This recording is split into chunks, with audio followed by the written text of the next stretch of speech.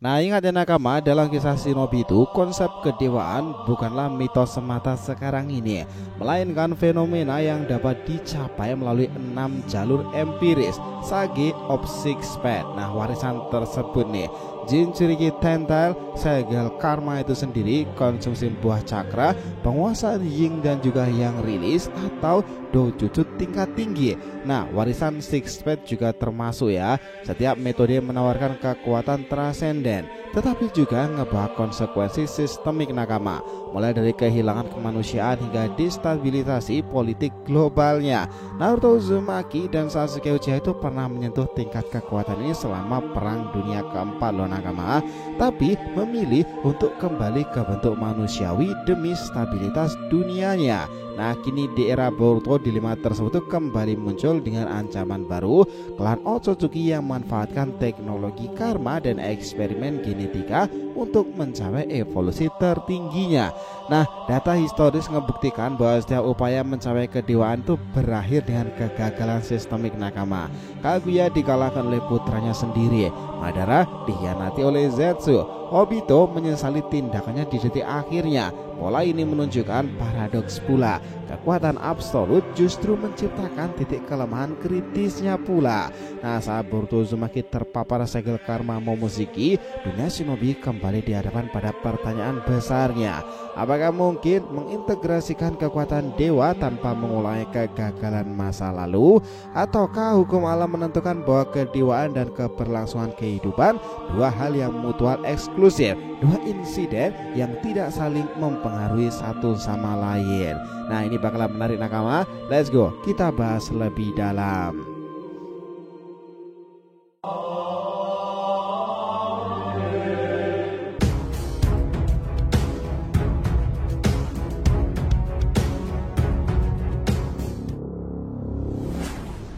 Oh ya, biar terus bisa berinteraksi dengan kalian, subscribe dan bantu ramein video ini ya nakama. Jadi kita langsung mulai masuk ke pembahasannya. Gini tuh, dalam dunia Naruto dan Boruto memang menjadi dewa bukanlah sekedar mitos, melainkan sesuatu yang sudah pernah terjadi beberapa kali.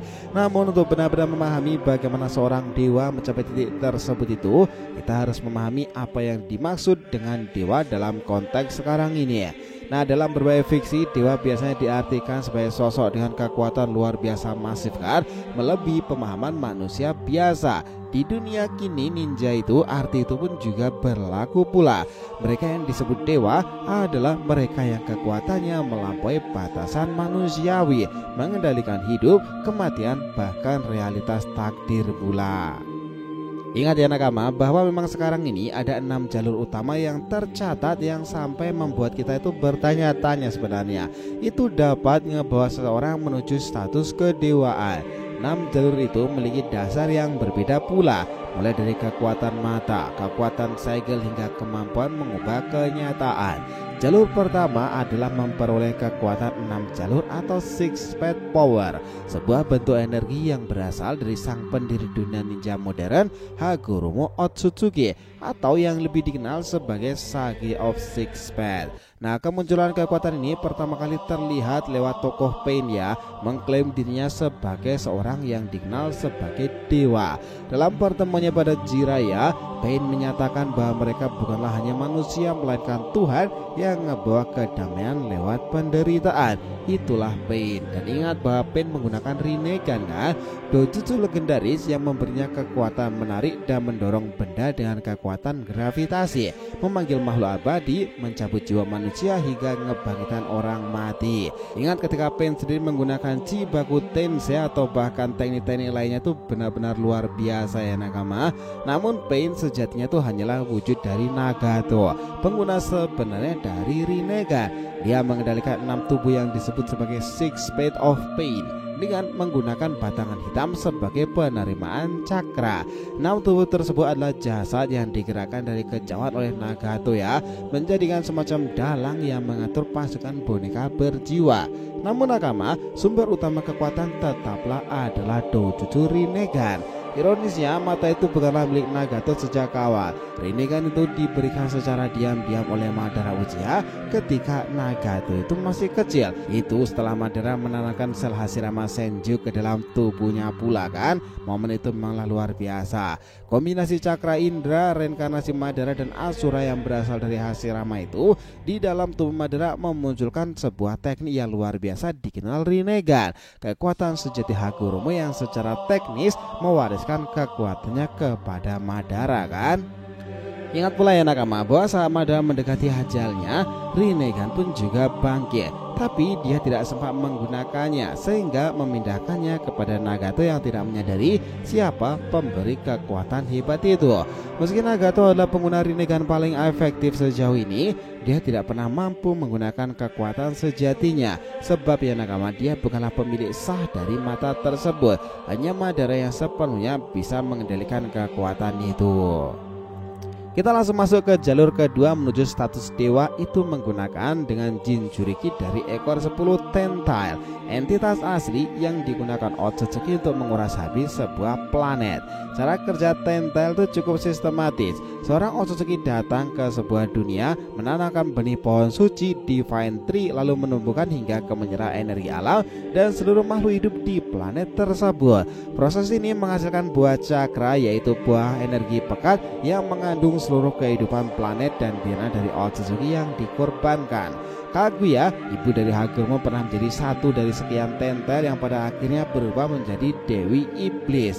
Setelah dikalahkan, Tentail dibagi menjadi 9 bagian oleh Hagoromo, menciptakan 9 biju yang kita kenal sekarang, mulai dari Kurama hingga yang lain sebagainya. Nah, menjadi Jinchuriki Tentail memberikan kemampuan luar biasa kuat sih, termasuk penguasaan Senjutsu 6 jalur, regenerasi nyaris abadi, kekuatan memusnahkan tubuh apapun yang disentuhnya. Salah satu kemampuan utama dari Truth Seeking Orbs itu, bola hitam mengandung yang bisa menghapus keberadaan apapun yang disentuhnya, sebab terdiri dari sebuah elemen cakra yang dikenal sebagai Gedo Dama.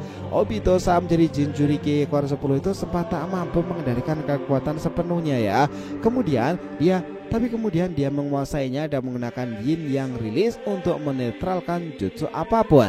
Nah, bola kebenaran ini bisa mengakses elemen-elemen gabungan seperti Dust Release, Explosion Release, bahkan meniadakan jutsu seperti Edo Tensei karena menghapus tubuh dari eksistensial. Benar-benar luar biasa sih. Nah, jalur ketiga itu adalah melalui segel karma nakama. Ini adalah mekanisme reinkarnasi ala Otsutsuki yang memungkinkan mereka mengunggah data diri mereka ke tubuh orang lain, lalu perlahan menghidupkan diri mereka kembali. Karma pada dasarnya adalah file kompresi dari keberadaan seorang Otsutsuki ya. Setelah segel itu ditanamkan, data mulai mengekstraksi dan diekstraksi perlahan hingga tubuh manusia yang menjadi wadah berubah total menjadi sosok Otsutsuki. Proses ini sangat mirip dengan segel kutukan milik Orochimaru, namun itu jauh lebih mutakhir lagi ya nakama. Selain menyimpan kesadaran, karma juga mengubah struktur genetika sang wadah menjadi Otsutsuki murni.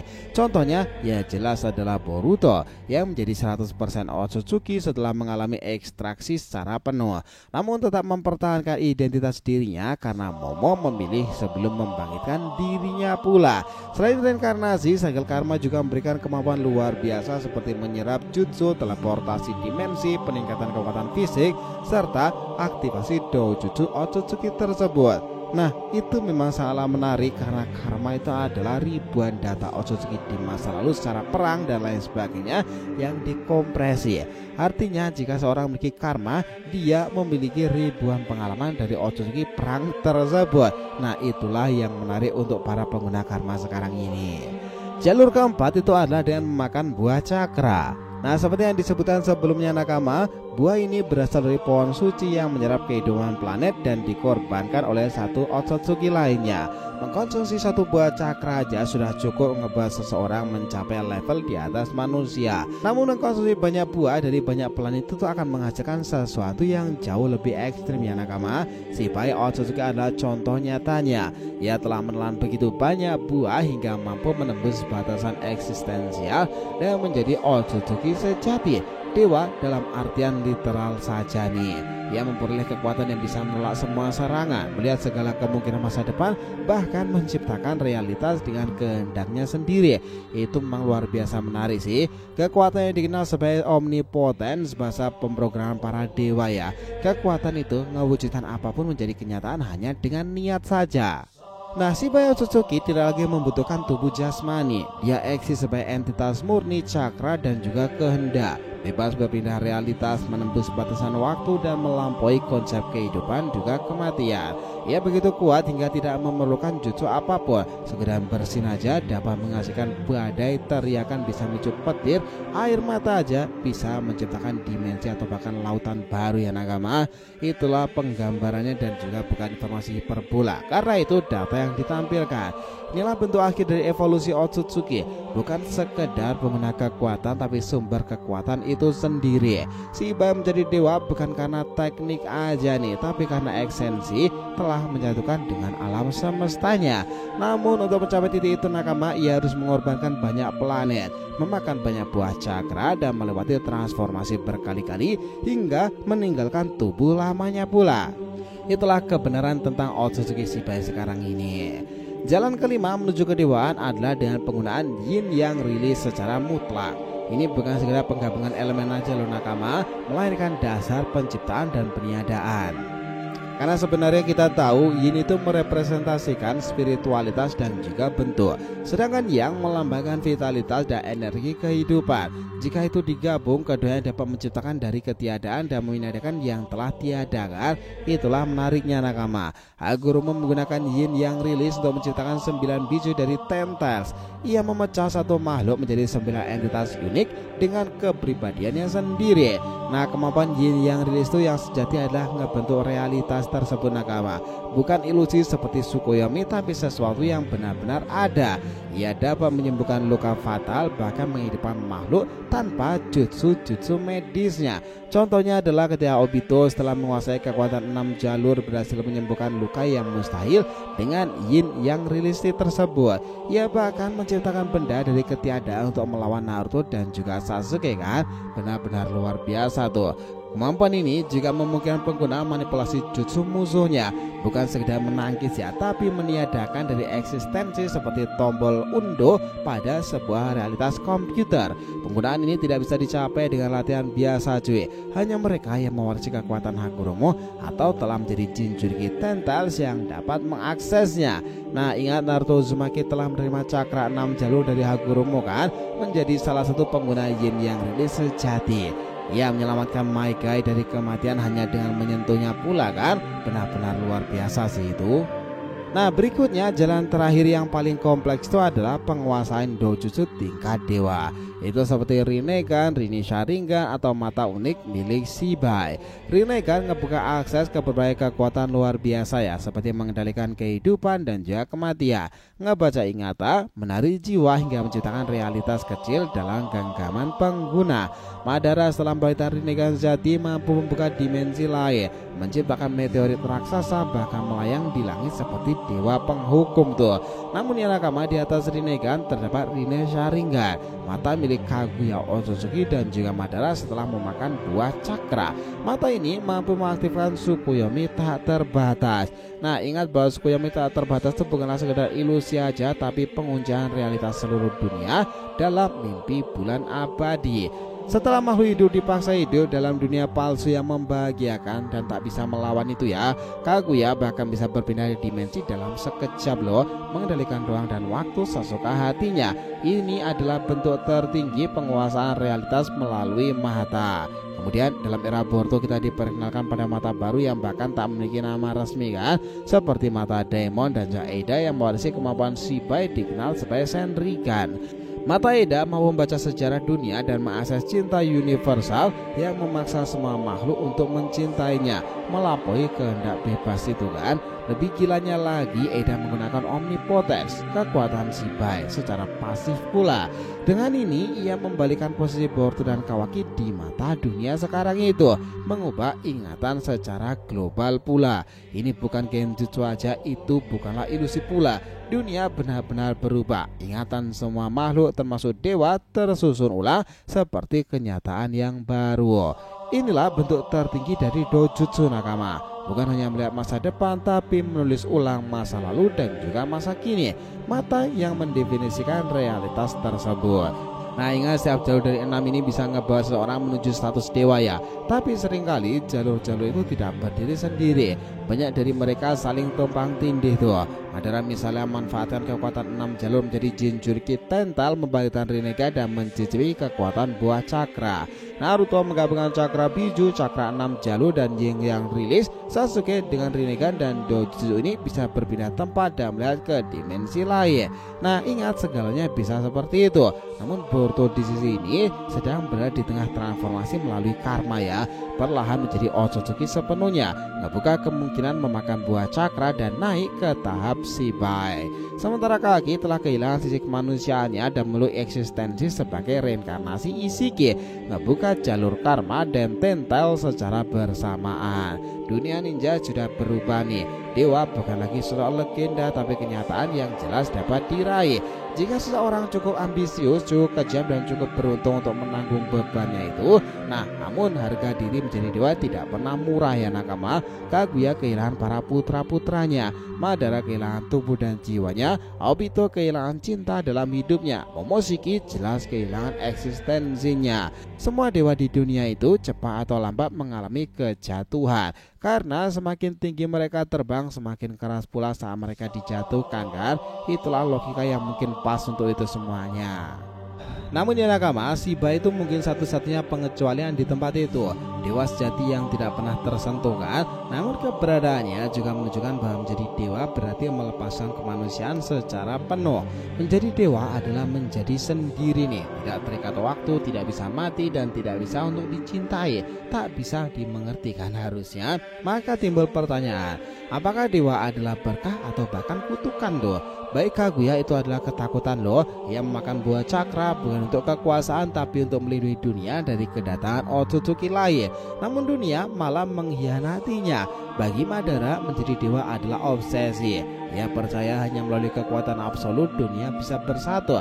Namun dia malah dikhianati oleh muridnya sendiri Zetsu Hitam yang dia anggap seperti itu. Padahal Zetsu sebenarnya adalah kehendak Kaguya kan. Sementara bagi Obito, kedewaan adalah pelarian dari rasa sakit. Pada akhirnya ia menyadari bahwa cinta dan pengorbanan lebih berharga dari kekuatan mutlak.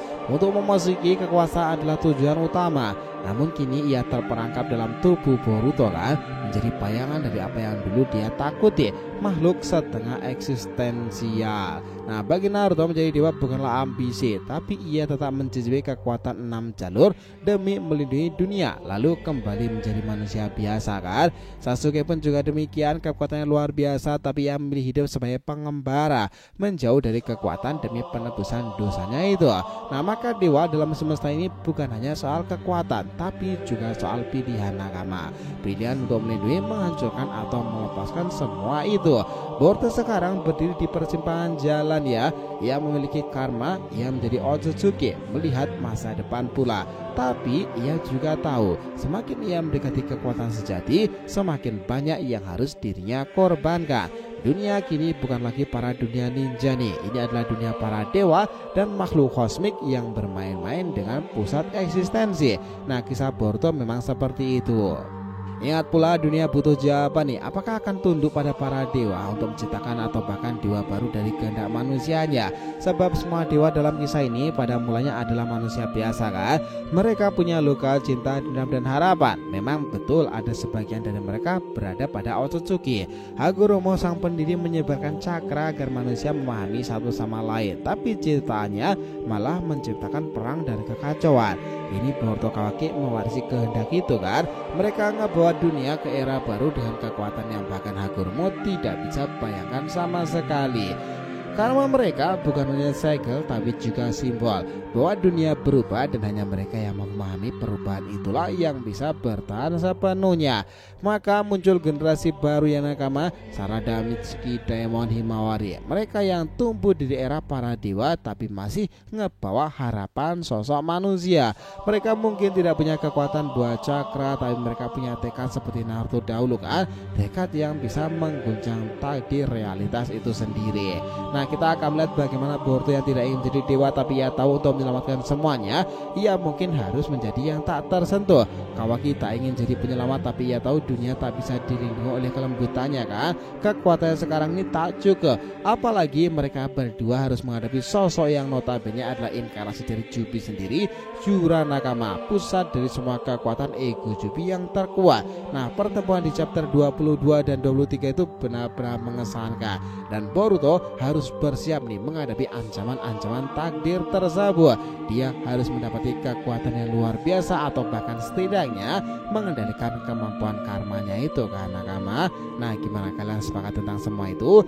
Analisis terhadap 6 jalur kedewaan dalam dunia shinobi itu mengungkapkan pola eksistensi.